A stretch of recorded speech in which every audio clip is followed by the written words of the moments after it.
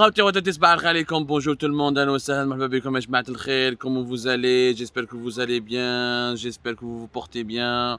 À la balle, comme vous savez, nous sommes en plein été, qui dit l'été, des vacances, des tourismes, des évasions, des congés, etc.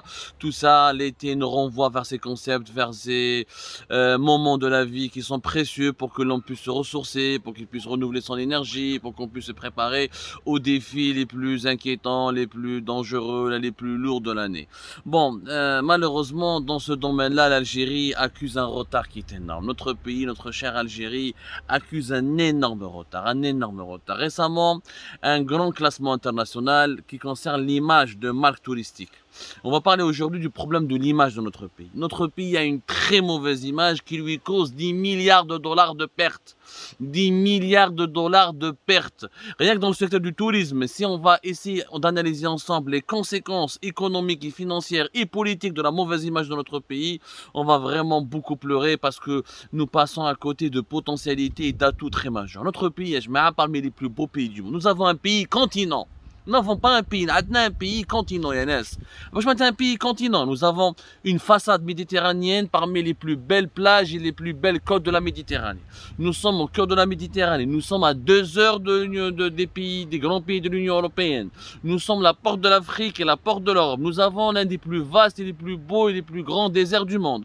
Nous avons des plaines, nous avons des steppes, nous avons des montagnes, nous avons des terres, nous avons du désert, nous avons du sable, le sable fin des plages, le sable du désert. Nous avons une flore, une faune majestueuse. Et malgré cela, un dernier classement international a classé l'Algérie avant-dernier pays africain en matière d'image de marque touristique.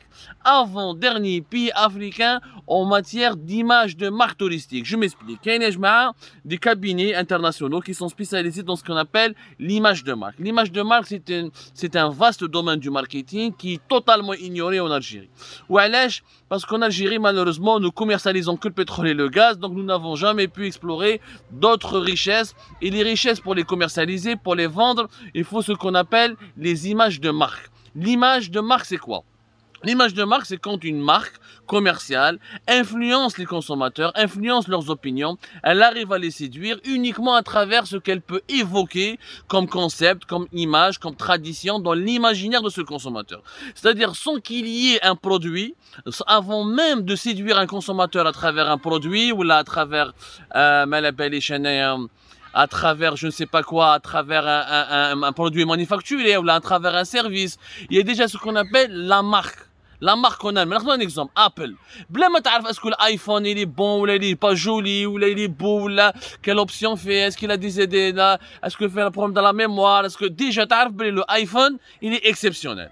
Déjà t'arrif le iPhone il est exceptionnel. Déjà parce que la marque Apple elle t'influence. Elle t'influence dans ton psychisme, dans l'imaginaire collectif.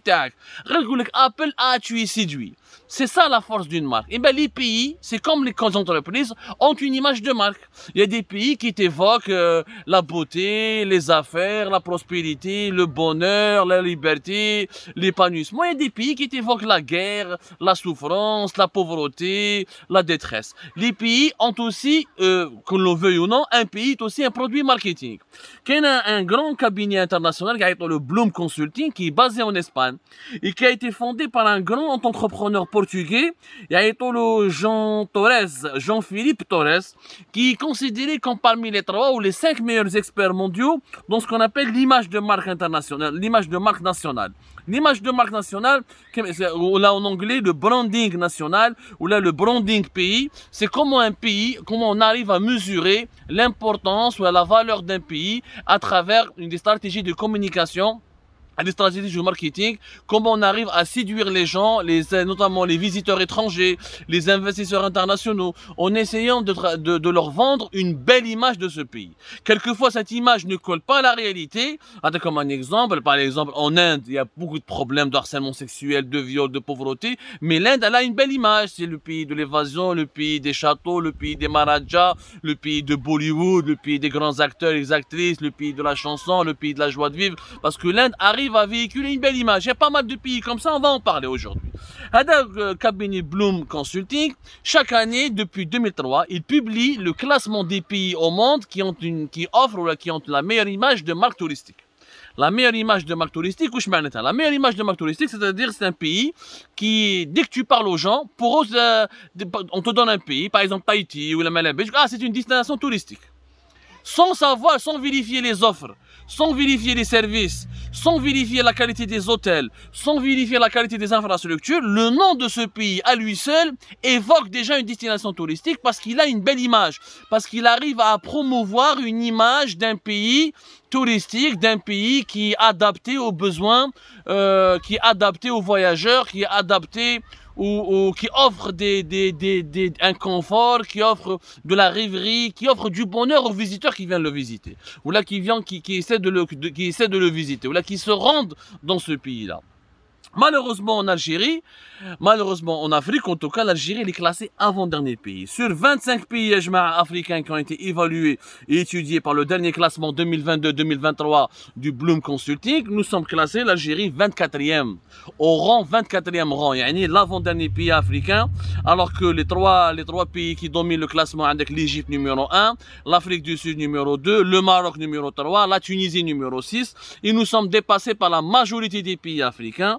La Tanzanie fait mieux que nous, l'île Maurice fait mieux que nous, l'Ouganda fait mieux que nous, le Sénégal fait mieux que nous, le Rwanda fait mieux que nous, énormément de pays africains, la majorité des pays africains stables, etc. Le Nigeria, qui est un pays pétrolier et qui a une rente pétrolière, c'est le premier producteur de pétrole en Afrique, il arrive dans le top 10 des pays africains. Nous sommes absents naturellement dans le top 10 des pays arabes, rien à voir avec les Émirats, le Qatar, Bahreïn, Oman, qui ont une meilleure image touristique que nous. L'image d'un pays, c'est surtout le tourisme. C'est l'économie, l'industrie, le tourisme. C'est les trois axes. On défend, on a une bonne image d'un pays parce qu'il a une grande industrie. On a une bonne image d'un pays parce que c'est un pays touristique qu'on aime visiter, dans lequel il est agréable de vivre.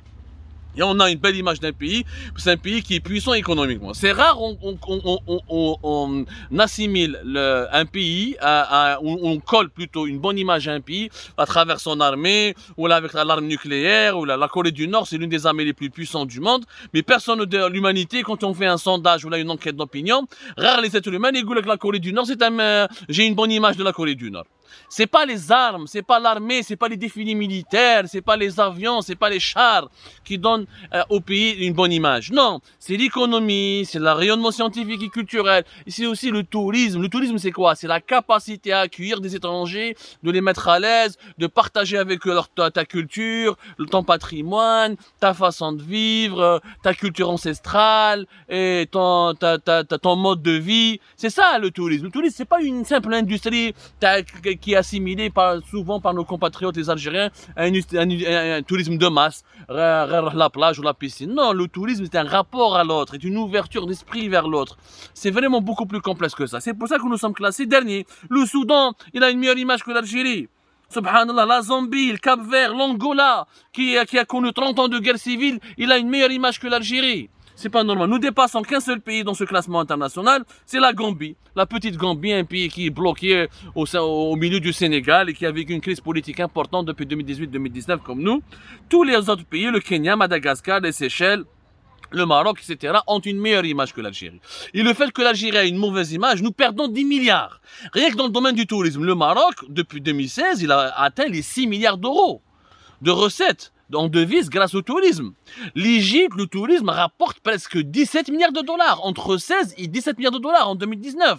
6 milliards d'euros ou là 17 milliards de dollars, il y a de quoi construire de nouvelles infrastructures, il y a quoi financer le ministère de l'Éducation nationale, le ministère de la Défense nationale, le ministère de l'Industrie. C'est des budgets conséquents, c'est des recettes en devises qui sont conséquentes. L'Algérie n'a rien à envier à l'Égypte ou là au Maroc. C'est vrai que nous n'avons pas les pyramides des pharaons, mais nous avons tombé de la chrétienne, nous avons Cherchen, nous avons les ruines de Tipaza, nous sommes pratiquement le deuxième pays après les l'Italie concernant les ruines romaines, concernant le patrimoine architectural et les vestiges de l'Empire romain. Nous avons les Casbah d'Alger, les Casbah de Constantine, Sidi el-Houari fi Wahran. Nous avons un patrimoine historique qui n'a rien à envier à celui de l'Égypte ou là du Maroc. Nous avons des sites naturels qui sont beaucoup plus beaux. Les plages algériennes sont plus belles que les plages égyptiennes. Même si la mer Rouge, elle est exceptionnelle, elle est belle. Mais les plages de Shtaibi, Bjaya, Djidjel, Inti Mouchent, Moustranim, Ghazawat, Poursi. Et tout ça, avec tout ça, nous avons une mauvaise image. C'est une catastrophe. Rien qu'avec le tourisme, l'Algérie aurait pu gagner 7 à 8 milliards de dollars par an. Rien qu'avec le tourisme. Mais quand on a une mauvaise image, il n'y a pas que les touristes qui viennent pas. Il y a aussi les investisseurs étrangers qui viennent pas. Le peu d'investissement que nous avons, c'est essentiellement dans le secteur des hydrocarbures. Mais avec un marché de 45 millions d'habitants. Une position stratégique aussi importante que celle de l'Algérie, à côté de l'Afrique, porte de l'Afrique et porte de l'Europe. À 2 heures des frontières, nous sommes beaucoup plus proches de l'Europe que l'Égypte. Nous sommes beaucoup plus proches de l'Afrique subsaharienne que le Maroc. Nous partageons des frontières avec le Mali et le Niger. Et nous avons une profondeur stratégique qui va aller jusqu'au Nigeria, en passant par le Burkina Faso. La position stratégique de l'Algérie, l'importance de son marché intérieur, l'importance de ses atouts, la capacité que nous avons à avoir une consommation importante en interne. Nous pouvons attirer des investisseurs étrangers facilement. Mais si nous n'avons pas la capacité d'attirer les investisseurs étrangers, pourquoi? Parce que nous avons une mauvaise image. Tout est question de mauvaise image. Le marketing, l'image du pays, ou là, le brand pays, ou là, ce qu'on appelle nous le brand pays, la branding nation.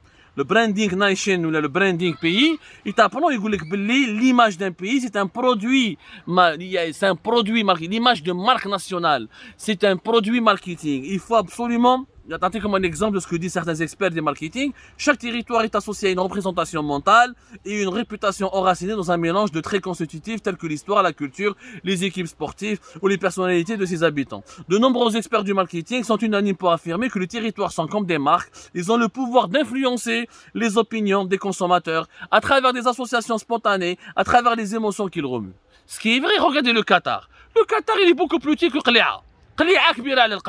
Et pourtant, il a une belle image. Il est en train de devenir une destination touristique majeure. Pourquoi? Parce qu'il a fait de la promotion, de la publicité, il a travaillé sur lui-même, il a fait une stratégie d'image pour faire de ce pays un pays agréable, un pays séduisant, un pays axé ouvert sur la modernité, un pays qui va vers de l'avant, un pays qui cherche le progrès. Alors que dans la réalité, ils exploitent. C'est des esclavagistes. Ils prennent des ouvriers du Sri Lanka, de l'Inde et du Pakistan, qui les traitent comme des esclaves pour construire les stades de football de la Coupe du Monde. Mais tout le monde a oublié cette image d'un pays esclavagiste, y compris les Émirats, y compris d'autres pays du Golfe, qui sont profondément méchants avec ça et qui ont des pratiques très méchantes, très liberticides, qui ne sont pas des démocraties, loin de là, mais elles ont de belles images. Elles ont de bonnes images, bonnes et belles images qui leur permettent de ramener des touristes, des investisseurs étrangers et d'exister sur la scène géopolitique. Souvent des pays petits mais qui ont une belle image, ils sont respectés. Ils sont respectés. La Turquie en ce moment, c'est un grand pays, mais il y a des pays beaucoup plus grands que la Turquie en Europe, mais c'est un pays qui a tellement une belle image auprès des puissances mondiales qu'il arrive à devenir l'intermédiaire, le médiateur entre la Russie et l'Ukraine dans la crise russo-ukrainienne.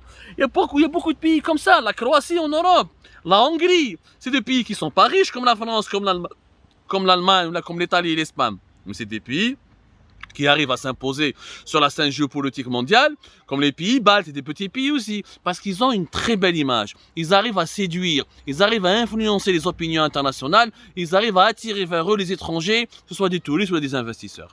Tant que l'Algérie perd encore et toujours la bataille de l'image, nous n'allons jamais pouvoir financer notre développement économique, nous n'allons jamais pouvoir financer une relance de notre pays, nous n'allons jamais pouvoir devenir un pays émergent. Nous serons toujours condamnés au sous-développement. Cet aspect est très important. Le développement est aussi, dans l'imaginaire, dans les esprits, est aussi une bataille d'image et pas uniquement une bataille d'usine ou là, de caserne ou là, une bataille de production industrielle. C'est aussi une bataille de production télévisuelle, publicitaire, médiatique, culturelle et mentale.